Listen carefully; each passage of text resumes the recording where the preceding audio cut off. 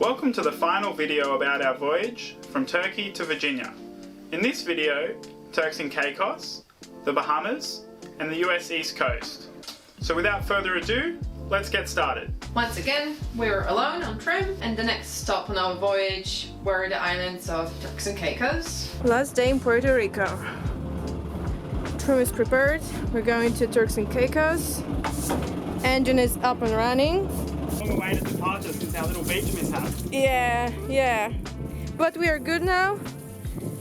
Trim is up and running. It was supposed to be an easy sail, 3 days, all the way from the west coast of Puerto Rico to one of the islands of Turks and Caicos. It was quite an eventful sail. It started very calmly with lots of dolphins in the bow. I was super happy to entertain them, and they were equally happy to play under the bow. Soon after our play with dolphins, we were very lucky and we caught a fresh tuna. Well, we just put the line out for 5 minutes and then we were making some pesto spaghetti downstairs and then we caught this beautiful little 5 to 7 kilo yellowfin tuna. Alex didn't wait too long before making a fresh sushi out of it. Even though I don't like sushi, I was really happy to have it. Most of all, we were just enjoying the sail, looking at the sunset, sitting in the cockpit and enjoying fresh food. After 3 days of sailing from Puerto Rico to Turks and Caicos, we anchored in a beautiful turquoise clear water, and we were very happy to be there. Beautiful. Turks and Caicos. Yeah, Turks and Caicos surpassed our expectations as far as its remoteness and actually like the cuteness of its little towns as well. It was a really nice place. It was very low-key. It was much more wild and authentic and islandish than we expected. There was no American bars and clubs and any of that. We had some really good diving just off the boat in beautiful clear water on the reef that was better than I expected. Yeah, there was this one dive that really jumped out at us. We anchored the boat 100 meters off the beach and we just thought we would go for a little snorkel off the boat. We swam about 100 meters behind us and there was just a vertical wall full of gropers and really nice reef fish. I think some hard corals and maybe some soft corals as well. Yeah. It was really nice. And even though it started raining at one point, we'll still continue diving because the water below was clear enough to dive even in the cloudy weather. After exploring Turks and Caicos, little cays and cute little anchorages, we were ready to go to Bahamas, basically after that. Yeah, time was getting on and we really had to get to the US before hurricane season, so we kept moving. After Turks and Caicos, we set off to Bahamas. After a very slow sail, we reached the island of Maiguana, which is the most southern island of the Bahama archipelago. And to our surprise, that island was completely wild.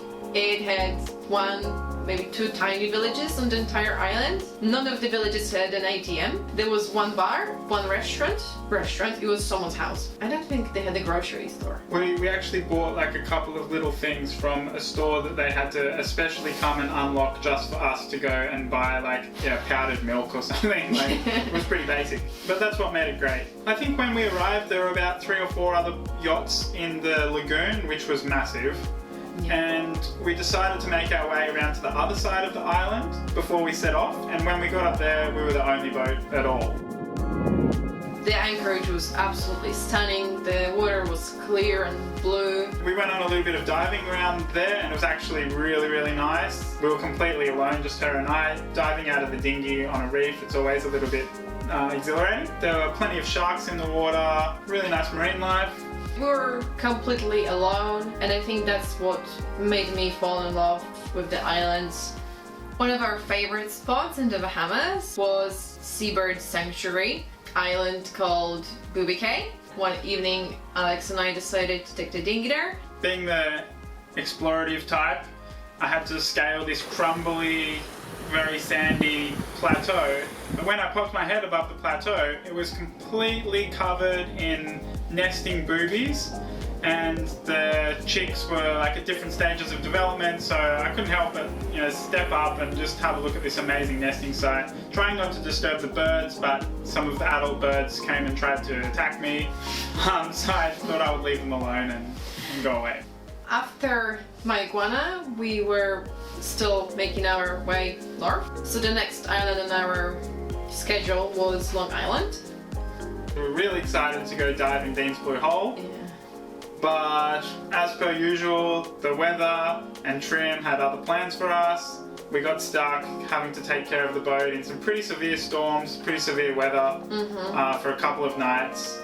Turns out May is quite rainy and stormy in the Bahamas, which I personally didn't know before. We still made the best of our time. We still went on some nice walks, but we were afraid to leave Trim in a storm and just go diving. We decided to leave and explore Exumas, which have much better anchorages, and that's where the weather got a bit better again. They have a Piggy Island, which I always wanted to see the Piggy Island. We hung out in Georgetown for a while. Yeah. It was pretty cool. Yeah, it was great. Old abandoned ruins on top of Crab Cay in the Bahamas. Pretty awesome little find. To get there, we had to go over a massive underwater plateau. The depth of the water was only this much deeper than Trim's keel. Yeah. But for the entire time. Staying in the Bahamas all day like this. It was so beautiful that at one point we just decided to stop the boat because there was no wind. I don't think we even anchored. No, we didn't drop the anchor, we just dived straight overboard. Definitely one of the best swims I've ever had off the boat. The weather was on and off. On the sunny days we could go diving, we could go on some beautiful beach walks, and on the rainy days we're inside Trim putting so-called shit towels all over the boat to absorb the moisture that was just seeping through the deck. Yeah, if you guys don't already know, our whole deck was rotten and it was like a shower inside when it would rain or when we were in rough weather. So I think overall we spent about a month in the Bahamas, maybe 3 weeks. After the Exumas, I think we sailed up to the Berry Islands, hung out there a bit before our crossing over to West Palm Beach. So since we did the bureaucratic operation between BVI and US Virgin Island, we already had good visa for US and an easy entry to get into the USA for Trim. But we still had to cross the Gulf Stream from the Bahamas, which had challenges of its own. We were doing this crossing overnight because it was about 100 miles and there were loads and loads of cruise ships. We're just on the radio constantly coordinating our movements with the ship's movements, and of course we didn't sleep at all that night. So just an interesting experience. It was actually all really positive. We were just very busy. But it's been a pretty good trip. We're crossing the Gulf Stream from the Bahamas to Florida before we go up to the Chesapeake and start Trim's refit. Yeah, so that same night, I think we were probably well into the Gulf Stream at that point. We had this tiny, tiny little land bird, not even a seabird. He was lost. And he came and joined the boat like sometimes birds do. They find a boat that's sailing as a refuge so they can rest. He was shivering and cold and pretty wet and his feathers were all fluffed up. So Agatha made him a nice little nest out of her beanie and put some little seeds in there, and the little bird was in the beanie like nice and warm, having a nice little rest. And I think he left Agatha a souvenir. He popped in my beanie. As the sunrise came, he just woke up, looked around, fixed his feathers, and just went away. We don't even know which way. I think he was just hitching a ride to West Palm Beach. He was gonna go do a bit of shopping at the mall and then go back to Bahamas. After eventful sail across the Gulf Stream and fighting a very powerful current, which made the landing quite tricky. Crossing the Gulf Stream, I don't know if you can see it, but on a course of about 250 degrees to make 295. Current's really strong. And we've got some squally weather around. We made it safe and sound. We were quite tired, but we ended up in a really nice marina. We decided to treat ourselves. for a couple of days while we were making arrangements with our yard. I think after a few days in Florida, we decided to leave, go back into the Gulf Stream, and head north to North Carolina, where we entered the ICW. The ICW is a mostly man-made waterway that runs the entire length of the East Coast and actually also around the southern part of the United States. Being back in the Gulf Stream, this time we're actually sailing with the current, which made for quite interesting sail. For the first time on our chart plotter, we saw trim going 10-11 knots. But because of the current and the calm sea, it felt like we were doing 3-4 knots, but we're actually making really good progress north. Big rainbow in the Gulf Stream, heading up to the Chesapeake, Florida. We've been averaging 9 knots the entire trip, with about 4 extra knots from the Gulf Stream. Oh, and then we've got a pretty nice sunset over here. Unfortunately, we also had some squalls come in. We had a bit of a stormy weather. It was quite eventful. Yeah, I have an image imprinted in my brain of Agatha on the winch for the main, dropping the main and like pulling the main down while I was up at the mast, you know, working the sails.